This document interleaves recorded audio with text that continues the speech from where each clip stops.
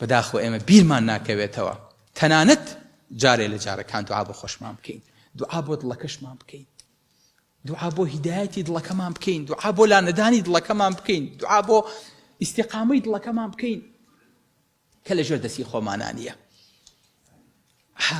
پێغەمبەری خوا صلی الله علیه وسلم فەرمێ اللهم إني أعوذ بك من شر چی؟ قلبی. خوای گەورە من پەنا ئەگرم بە تۆ لە شەڕی دڵەکەم، یعنی دڵی شەڕی هەیە بڵێ، ومن شر منی، پەنا ئەگرم بە تۆ لە شەڕی تۆوەکەم، مناڵەکەم چۆن لەدایکە بێ و ئەڕوات و لەژێر دەستم دەرەچێ، دڵەکەشم لەوانەیە هەروە لەژێر دەستم دەرچێ و لەبەرەوە پەنا ئەگرم بە تۆ لە شەڕ و لە فیتنەی دڵەکەی خۆم. الله، کەواتە ئەم دڵە ئەبێ دڵگیرەکەی چێ بێ، ئەبێ چێ ڕاگیریکە، ئەبێ چێ بیبەستێتەوە، ئەبێ چێ خاوەنی بێ، ئەبێ لەو داوا بکەین کە دڵەکەت بۆ ئیسلاحکە، چونکە وعلموا أن الله يحول بين المرء وقلبه. بخوا خوای گەورە ئەتوانێ فەسڵ خاتە بینی تۆ دڵەکەتەوە وەکو ئەوەی کە دڵەکە و ڕەفیقێک و شەریکێک بێ هەلدێو جیابوو بێتەوە، یاخود مناڵێکی لاسار بێ سەرپێچی وکە، یاخود مەلیکێکی زاڵم بێ بە زۆر ستەمە لێکا و تۆش حەزە لێی نەبێ.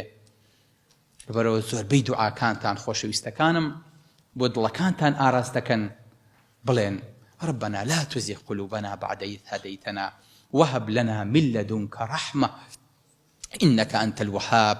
هم جارێکیش پێغەمبەری خوا ئەم دوعایەکە دەیفەرموو اللهم إني أعوذ بك من قلب، اللهم إني أعوذ بك من قلب، اللهم إني أعوذ بك من قلب لا يخشع، ومن عين لا تدمع، ومن علم لا تنفع، ومن دعاء لا يستجاب لها. هەمووشی دڵ بوو، هەموو بەزمەکە ئەم نایەوە.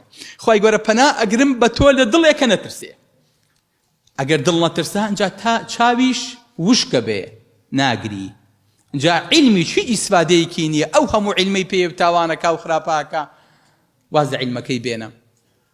ئەنجا دوعاکەش مادەم دڵەکەی غافڵە، دڵەکەی لەگەڵ خوای گەورەیە پەیوەست نییە، ولولا إذ جاءهم بأسنا تضرعوا ولكن قست قلوبهم. كزوريان بهاو جاتز برز كانوا الخواه فرياما كوخواه بلام قست قلوبهم. تازا دعايق لكاتي تنغانو نباريني بارانو زلزالو بوملرزو نارحتي وقراني وقاتو قريو بيكادانو شرو شورا بكل كناية مادم دلكت رقبوا حتشن حوار كيت خواي قورا بدم دليكي بأقاونا لبرو دعاكي بيغمبري خواكين صلى الله عليه وسلم علين اللهم إني أعوذ بك من قلب لا يخشع، ومن عين لا تدمع، ومن علم لا ينفع، ومن دعاء لا يستجاب لها.